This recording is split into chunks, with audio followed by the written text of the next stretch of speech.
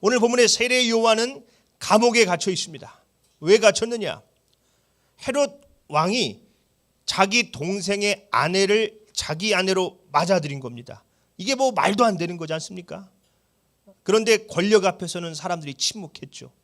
그러나 요한은 그럴 수가 없어가지고 당신이 그러고도 왕이냐고, 어떻게 그런 짓을 하냐고 막 비난을 했어요. 그래서 감옥에 갇힌 것입니다. 요한을 비롯한 유대인들이 기대했던 메시아는 이 정치적이고 카리스마 있는 메시아죠. 로마를 심판하고 이스라엘을 구원할 메시아. 이사야 선지자가 예언했던 메시아에 대한 기록이 있습니다. 이사야 35장 4절로 6절. 겁내는 자들에게 이르기를 굳세어라, 두려워하지 말라. 보라, 너희 하나님이 오사 보복하시며 갚아주실 것이라. 하나님이 보복하고 갚아주신다는 겁니다. 하나님이 오사 너희를 구하시리라 하라. 그때에 맹인의 눈이 밝을 것이며 못 듣는 사람의 귀가 열릴 것이며 그때에 저는 자는 사슴같이 뛸 것이며 말 못하는 자의 혀는 노래하리니 이는 광야에서 물이 솟겠고 사막에서 시내가 흐를 것임이라. 물론 예수님께서 맹인도 고치시고 말 못하는 사람도 다리 저는 사람도 고치셨죠. 그런데 요한이 봤을 때는 중요한 것을 빼먹고 계신 거예요. 그게 뭡니까?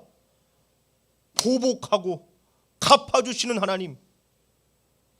속히 군대를 일으켜서 저 로마놈들을 다 물리찔리고 이 억울함을 좀 갚아주셔야 되는데 맨날 병자들만 고치고 계신 거예요.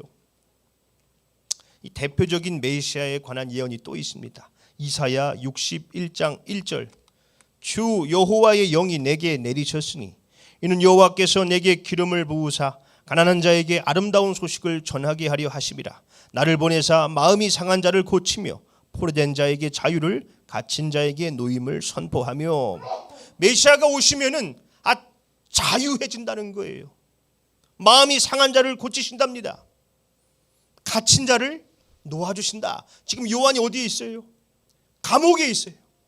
마음의 상처를 심하게 받았습니다. 그런데 자기는 지금 풀어주지를 않는 거예요. 어떤 분들은 요한이 감옥에 좀 오래 갇혀 있어서 우울증이 왔다고도 하고 예수님이 면회 한번 안 오셔서 이 섭섭마귀가 들어왔다고도 얘기하더라고요. 분명한 것은 지금 요한이 흔들리고 있다는 것이죠. 이 세례 요한은 예수님이 메시아인 것을 분명히 알았습니다. 성령께서 비둘기처럼 그분에게 내려오시는 것도 직접 봤고, 보라, 세상 죄를 지고 가는 하나님의 어린 양이로다. 자기가 한 말이에요. 저분이 메시아다. 그런데 지금 반문하고 있는 것이죠. 본문 말씀 3절입니다. 예수께 여짜오되 오실 그이가 당신이오니까 우리가 다른 일을 기다리오리까. 당신이 메시아가 맞습니까? 아니면 우리가 다른 메시아를 기다려야 합니까? 자기가 기대하고 생각했던 모습과는 다른 메시아의 모습에 요한이 시험에 든 것이죠. 저도 제가 기대했던 생각했던 교회의 모습이 있었습니다. 군산에다가 이렇게 책방 교회를 개척을 하면은 책방을 이용하는 사람들에게 전도도 좀 하고 그러면은 좀 되겠구나. 우리 교회가 이 지역 사회에 할 일이 많을 것이다.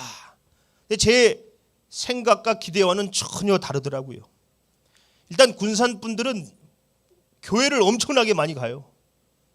저희 책방에 오시는 분들의 상당수가 다 교회를 나갑니다. 제가 특별히 이 전도 대상자로 생각했던 분들이 있었어요. 2명.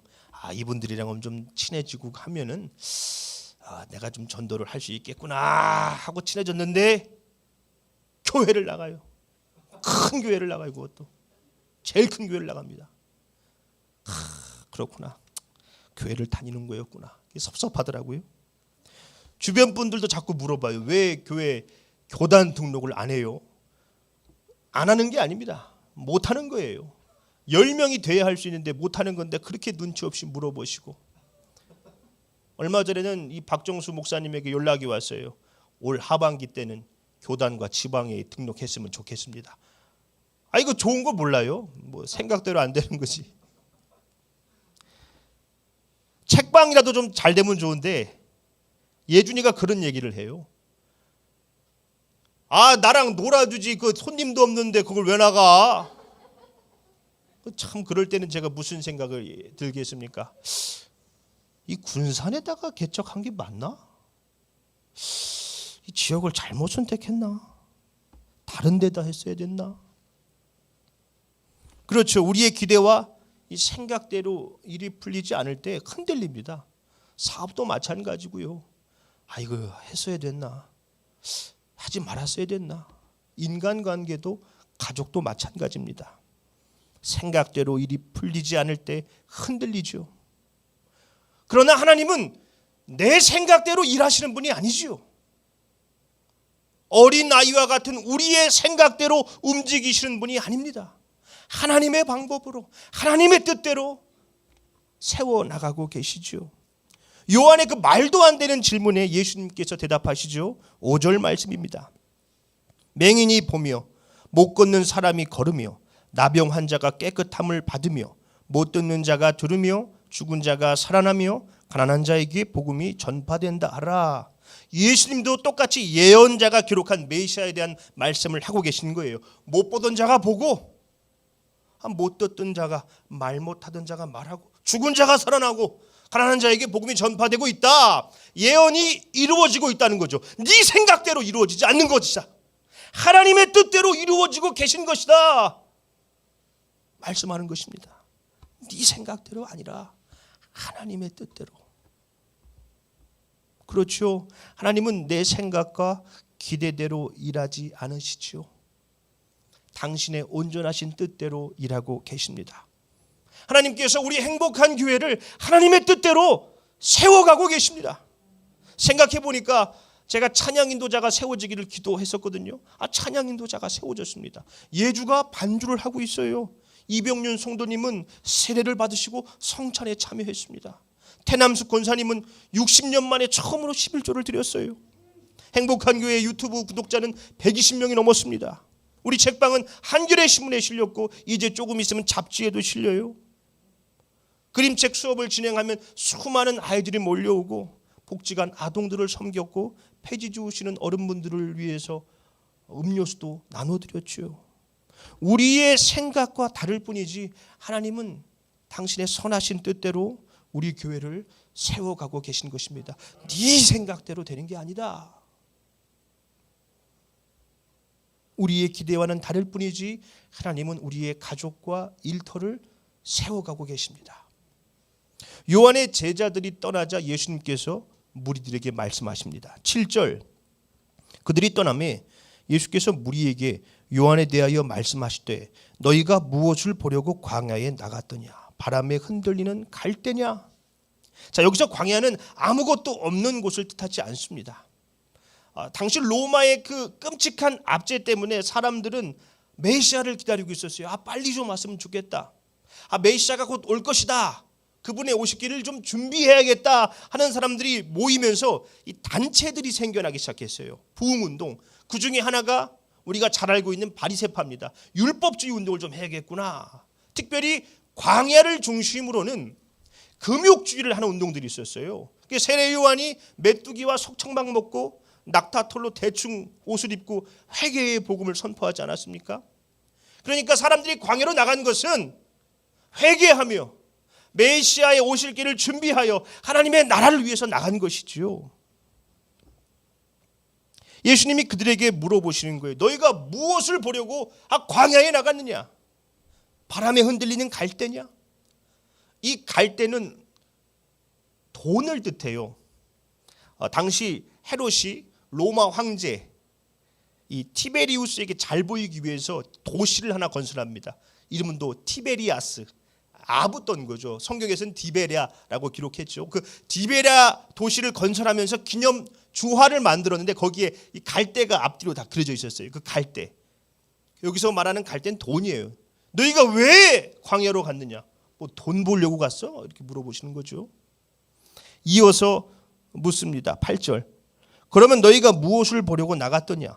부드러운 옷 입은 사람이냐? 부드러운 옷을 입은 사람들은 왕궁에 있느니라. 이 부드러운 옷을 입은 사람들은 권력을 뜻해요. 명품 옷, 권력 때문에 간 거야? 이 바람에 흔들리는 갈대와 같은 저에게 하나님이 말씀하시는 것 같았어요. 너 무엇을 보려고 군산에 간 거야? 뭐 안정적인 생활 때문에 간 거야? 그러면 개척을 하지 말았어야지. 너 뭘 보려고 군산에 간 거야? 뭐 유명해지려고 간 거야? 그러면 큰 교회를 그때 불렀을 때 갔어야지. 우리 가정이 군산에 내려온 이유는 돈을 벌기 위해서도 아니고 유명해지기 위해서도 아니죠. 교회를 세우기 위해 왔습니다. 하나님의 나라를 세우기 위해서 왔지요. 그러나 내 생각과 기대대로 되지 않는다고 갈대처럼 이리저리 흔들렸습니다. 하나님의 계획을 바라보지 못하고 조급해했습니다. 그런 우리에게 예수님은 하나님의 나라가 얼마나 귀한 것인지를 가르쳐 주시죠. 11절 말씀입니다. 내가 진실로 너희에게 말하노니 여자가 낳은 자 중에 세례 요한보다 큰 이가 일어남이 없도다. 그러나 천국에서는 극히 작은 자라도 그보다 크니라. 여자가 낳은 자 중에 요한보다 큰 사람이 없다는 거예요. 선지자 중에서 요한보다 나은 사람이 없다. 그러나 천국 하나님의 나라에서는 가장 작은 자도 그보다 크다. 우리가 세워가는 하나님의 나라가, 교회가 그렇게 위대한 곳입니다. 그래서 천국을 밭에 감추인 보화라고 하지 않습니까? 그것을 발견하면 어떡합니까? 숨겨두고 기뻐하며 돌아가서 자기의 소유를 다 팔아 그 밭을 산다 했죠.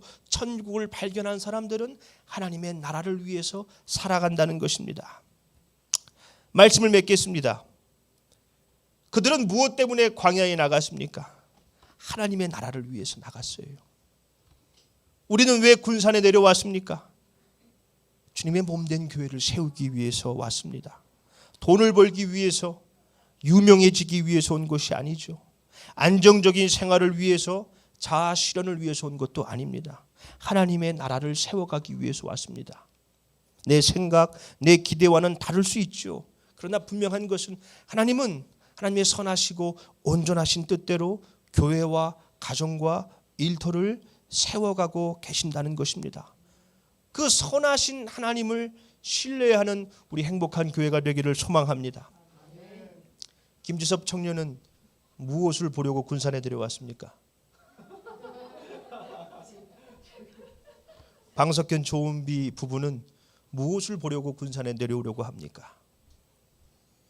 우리는 무엇을 보려고 교회에 나왔습니까? 바람에 흔들리는 갈대입니까? 부드러운 옷을 입은 사람들입니까? 주님의 나라를 세우기 위함입니까? 행복한 교회 창립 1주년 감사 예배를 드리고 있는 지금 우리는 예수님의 이 질문 앞에 서야 합니다. 너희가 무엇을 보려고 광야에 나갔더냐? 기도하겠습니다.